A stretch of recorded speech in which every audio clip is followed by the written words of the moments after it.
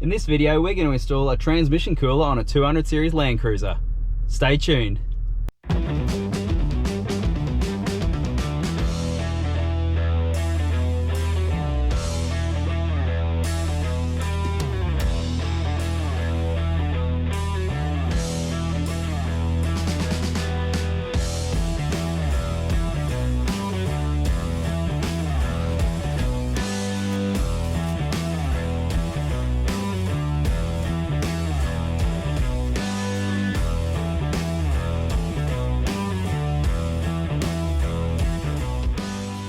Alright, so you've got your 200 Series Landcruiser and you've hooked up, ready to go traveling, but there's one thing you should probably do, and that's install a transmission cooler. Yes, these cars come factory with one, but they're fairly small and they're not really efficient when it comes to towing a big load of caravans or boats or anything you've got towing. So what we're going to do today is install a Wholesale Automatic Transmission Cooler and give you a full rundown on how we do it, and pretty much that's it. It's a good install. I'll chuck some links up below to where we got our stuff from, and yeah, if there's any dramas or anything like that, give us a yell, chuck it in the comments, and we'll see how we go. Anyway, let's get installing.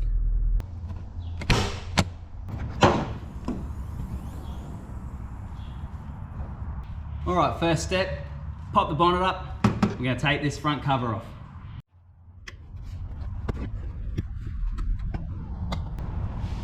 Ah, already done.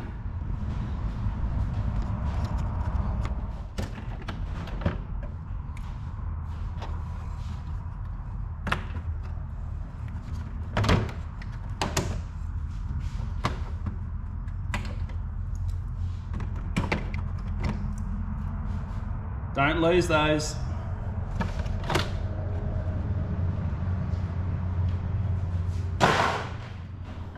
Alright, so there's our standard transmission cooler.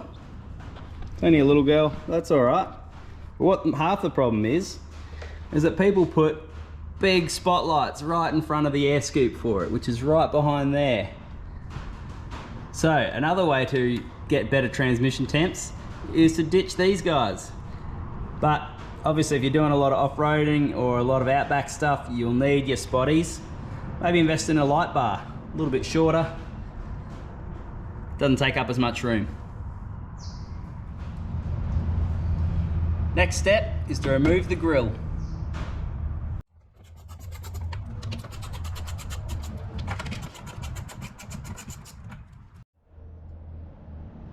Alright, for the facelift models, 2015 onwards, you're going to have to remove these chrome trims.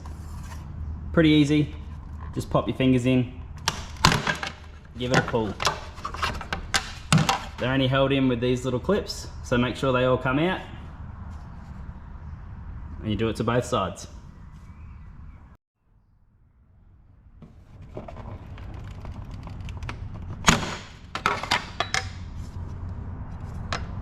Winning. If you have any lights, you'll have to disconnect them.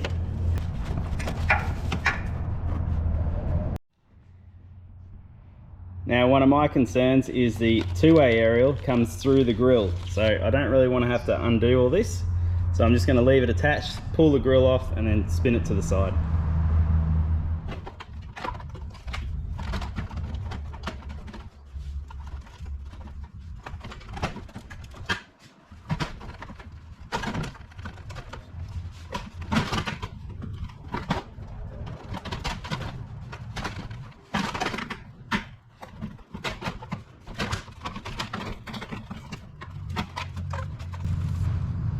Well, that was sort of easy.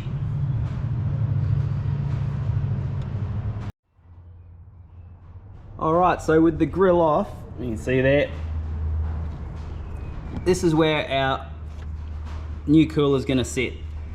We have to take a few things off, and obviously we've got some cables here for our winch that we might have to just move out of the way a little bit, and then I've got my spotlight wiring that's just going to have to move out of the way a little bit.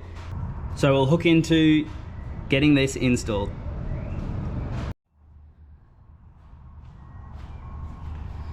So this is our kit from Wholesale Automatics. Pretty nice packaging. There was an instruction manual here, but that's for chumps. here we go. So we've got our transmission cooler, and we've got some supplied hose. It's already been protected with conduit, which is really good.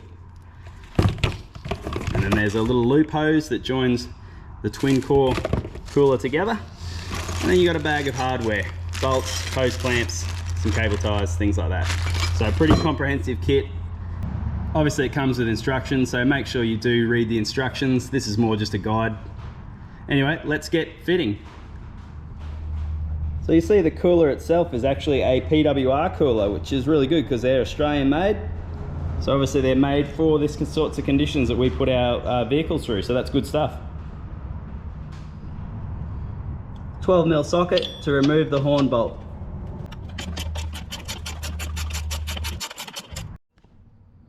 Don't throw out your bolts. And there's another bolt down here on the radiator support that we need to remove as well. Alright, with the horn bolt out and that bottom support bolt out, we can test fit our cooler.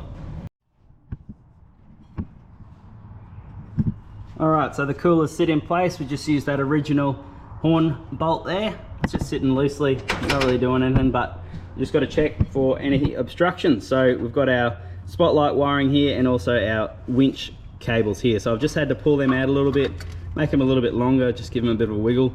What we're going to do now is just going to join these two cores together by using one of the top to one of the bottom. So we're joining them in two, and then the other one goes to the existing cooler and the other one goes back to the transmission. Alright, so we've got to join it. So this is the front of the cooler here, and this is the top where it bolts onto where the horn goes. We need to fit it from the back of the cooler, top of the back cooler, to the bottom of the front cooler. Now they give you this big long bit, and it's quite loopy, as you can see. It's quite long. So ideally, set it up in the car and then just work out. I might have to do a little bit shorter just because we've got all that stuff, those other wirings and things there. So obviously that's quite loopy there.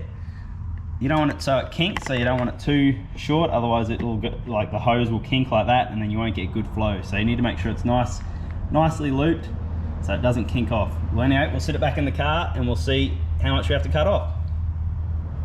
Alright, it's a bit dark in there, but these cables here are my winch cables, and I've just managed to give a fair bit of length on them, so I managed to tuck them up there a little bit more and sort of move them away from our bottom barb here. So this is just spotlight wiring, I can get that out anywhere. So what we can do here with our hose is we can just sort of sit it in and make a nice little loop there, and then we're gonna have to trim off that excess. See, if it was back the way we came, we've got a lot of excess hose there that's hitting up against the air splitters there. So yeah, need to trim it a little bit, but I reckon we just trim it about there, and that should give us a good fit. Just a little tech hint: when you install your hose clamps, make sure you do it just so you can easily access them.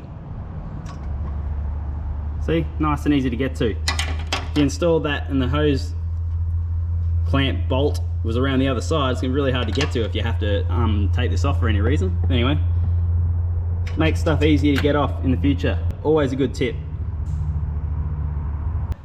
Alright, the next step is to unravel our long hose, and we're going to fit both ends onto the leftover spaces on the cooler.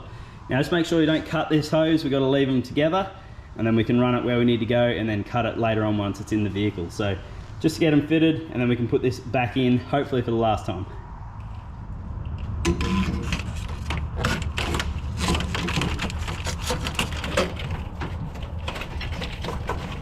Alright, so just going to feed all that extra hose down in there. Plenty of room in there for it. Go down on the bash plate. And then we're going to fit our cooler and our horn back in. So our horn's here, ready to go.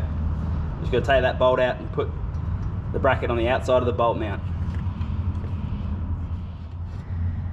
Alright, now we're under the vehicle. Next step is to remove the bash plate. Now I've got obviously an aftermarket bash plate and it goes all the way back, so I'm going to have to take all that off, but if you've got a factory bash plate, it should only be a couple of bolts up here. and then you can take that off and we can get access to our hoses that we need to trim and change out.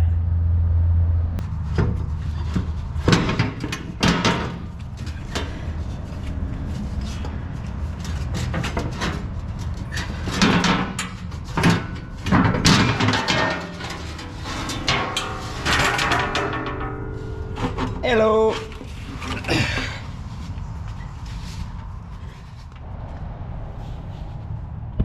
Alright, so you'll also get a few brackets in the kit. This is for non-DPF and this one is for DPF. So because ours is DPF, we're going to use this bracket. That one can go over the shoulder.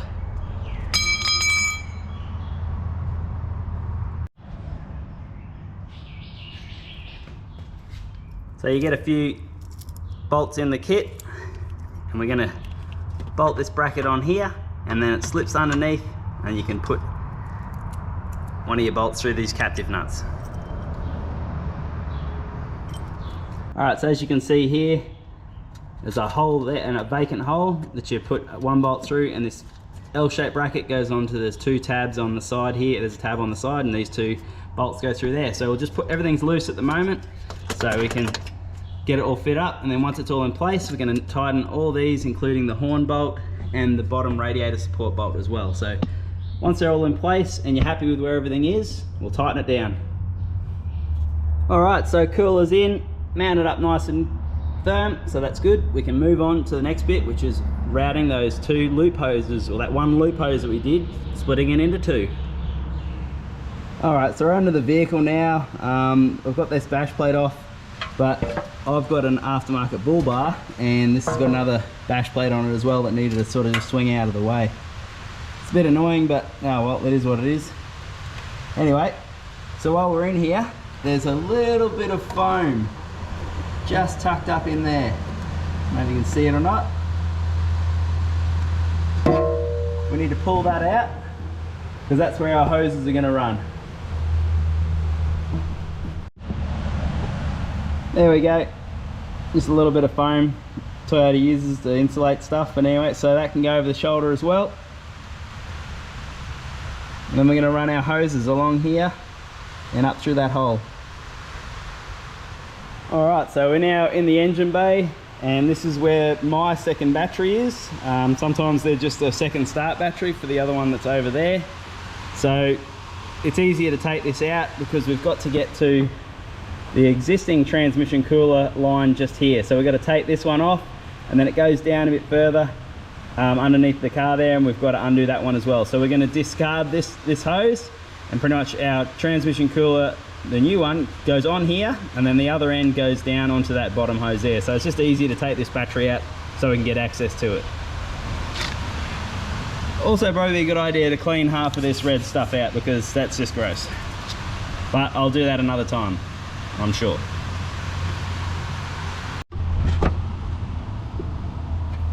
Alright, so bottom hose, just get a pair of pliers.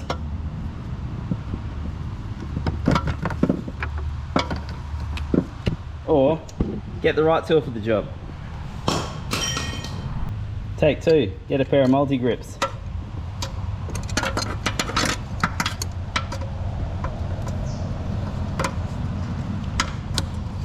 There we go, clips off. Now we can take this hose off, and then I've got the other hose that I've fed up here and cut to size, and we can stick it on. Now there's a little clamp in there that holds this hose on the radiator shroud, fan shroud, so we can take that off and run this into that same clip, stop it moving around. So you'll see when you get in there, when you take this hose off, you'll see it down there. So anyway, I'll pull this hose off and get this fitted. Alright, so when you take this hose off, there might be a little bit of fluid that comes out, so keep those little plugs off the new cooler, and you just pop him on there while you get everything else sorted. Or it could make me a liar. Put it on there anyway. So there's that clip. Put the new hose in.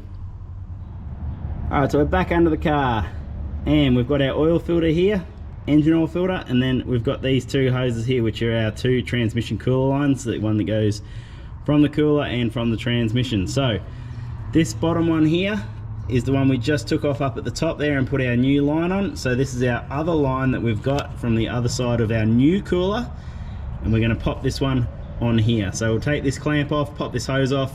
You may get covered in oil, you may not, who knows.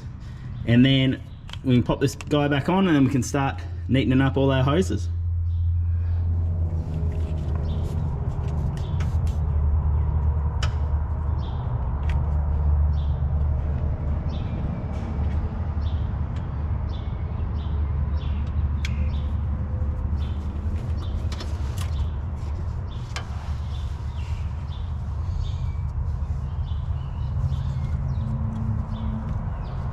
There you go, only a little bit.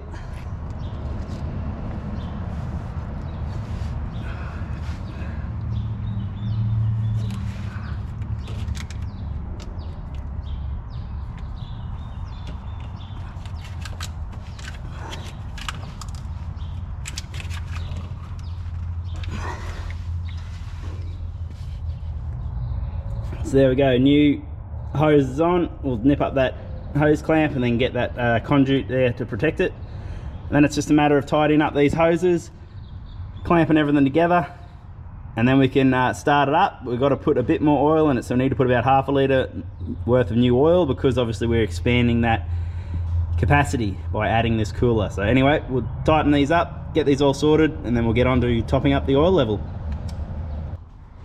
Alright, we've got the battery back in, we've got the grill back on. We just left that top panel off, just in case we've got a leak or anything like that, we can just check before we start it up. We head down, we've got this bash plate back on. Everything's tidied up under there. I've left those bash plates off because I've still got to do the transmission level. So we're going to top this up with oil now, run it up for a little bit, and then check the oil level. Alright, so if you don't know how to check the transmission level on these 200 series, just jump over onto our channel. I've done a video on how to do a service and a filter change, and in that it tells you how to check the level. So yeah, I'm not going to bother showing you guys now, but we'll just get it all sorted. I'll take it for a test drive, and then we'll see how it's going. Alright, well, we've taken it for a test drive and everything is spot on. It took quite a while to get up to temperature because obviously I think we've got that extra cooling. So yeah, it's taken a little bit longer, which is a good sign. So the main reason why I chose to put the transmission cooler in was mainly because when we're towing and we're going through like big hills, like we've been through Adelaide Hills, Toowoomba Hills, you know, a few of these big hilly ranges, you're going up them. With towing the caravan, the cruiser gets a tiny bit hot. It gets up there a fair bit. So because we've got the ultra gauge, I can tell how hot it's getting, and it's just a little bit too high for my liking. Pretty hot days though. Some of the days were like 40 odd degrees outside, so everything's hot. But anyway, probably an overkill for what we do, but I'm glad I've done it. The other reason why as well is if you're doing four-wheel driving and you use the crawl control of the 200 series, that uses a fair amount of heat, or produces a fair amount of heat in those transmissions. So we've had it a few times where we've been bogged in sand or mud and we tried to use the crawl control to get out. It gets us out, but those trans temps just go up and up and up and up. So I think this will help out a lot for those sort of situations. Anyway, so all up, I think that cost, it was about $600, I think, from Wholesale Automatics. I'll chuck a link, like I say, down the bottom to where we got it from. And obviously I'm not associated with them or anything like that.